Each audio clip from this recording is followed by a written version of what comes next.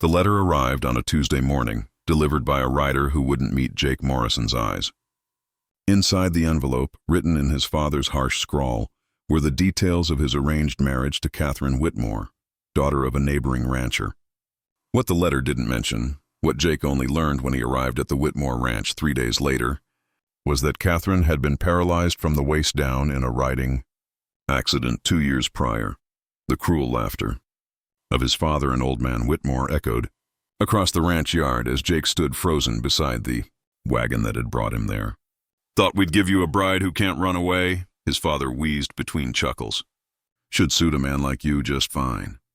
Jake had always been the disappointment, the son who preferred books to branding irons, who'd rather mend a broken fence than break a wild horse. His gentleness had been mistaken for weakness his entire life, and now his father had orchestrated this marriage as the ultimate humiliation.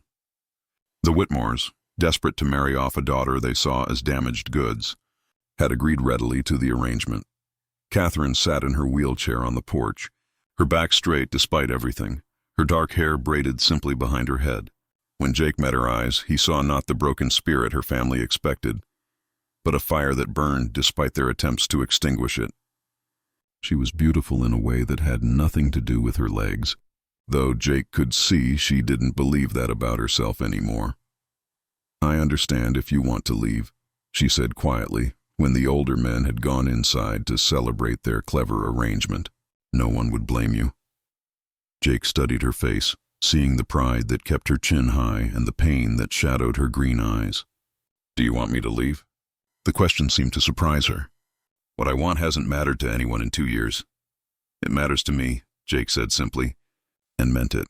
The wedding ceremony was a mockery, attended only by family members who whispered behind their hands about the crippled bride and the weak groom. Catherine wore her mother's dress, altered to accommodate her seated position, and Jake wore his only good suit. When the preacher asked if anyone objected to the union, the silence felt loaded with unspoken cruelties. That night, in the small cabin Jake had built on the edge of his father's property, Catherine maneuvered her chair with practiced efficiency, while Jake tried to figure out how to make their impossible situation work. He'd prepared a separate room for her, understanding without being told that this marriage was a business arrangement, not a love story. "You don't have to pretend this is normal," Catherine said as she watched him fuss with the wood stove. "I know what I am." "What this is," Jake turned to face her fully. "What are you, Catherine?" She gestured at her legs with bitter precision. "Broken, useless, a burden someone else gets to carry now instead of my father." "You're my wife," Jake said quietly. "And the smartest person I've ever met, if the books on your nightstand are any indication. You're brave enough to face a room full of people who pity you without flinching. And you're kind enough to give a stranger an excuse to leave, rather than trap him in an unwanted marriage." Catherine stared at him as if he'd spoken a foreign language. "You don't know me." "Then let me learn."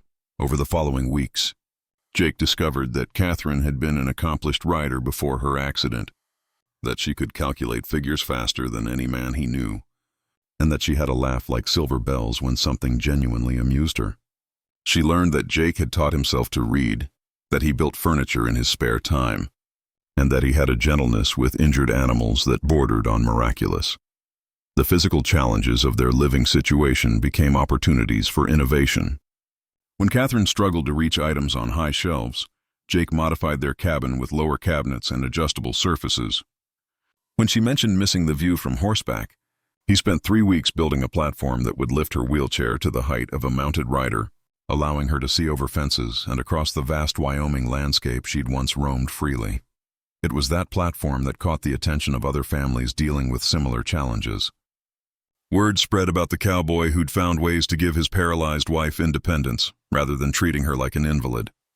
Jake began receiving requests to build similar devices for other families, his carpentry skills suddenly in high demand. Catherine, meanwhile, discovered she had a gift for managing the business side of Jake's growing enterprise. Her mathematical abilities and attention to detail transformed his informal projects into a profitable venture. She handled correspondence, tracked expenses, and negotiated contracts with a shrewd intelligence that impressed even Jake's father. The turning point came 6 months after their wedding, during the annual county fair. Jake had designed a special carriage that would allow Catherine to compete in the precision driving competition she'd loved before her accident. The other ranchers scoffed at the idea of a paralyzed woman participating, but Catherine's eyes lit up with the first genuine excitement Jake had seen from her. On the day of the competition, Catherine guided their team of horses through the complex course with skill that left spectators speechless. Her hands were steady, her commands clear, and her timing perfect. She didn't win, finishing third out of 12 competitors, but the applause that erupted when she crossed the finish line was thunderous.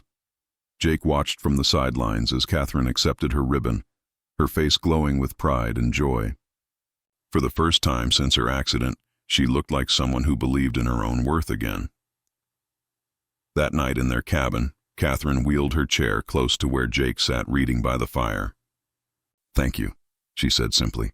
"For what?" "For seeing me," she said. "Really seeing me, not just what I can't do anymore." Jake closed his book and took her hands in his. "I see a woman who survived something that would have broken most people.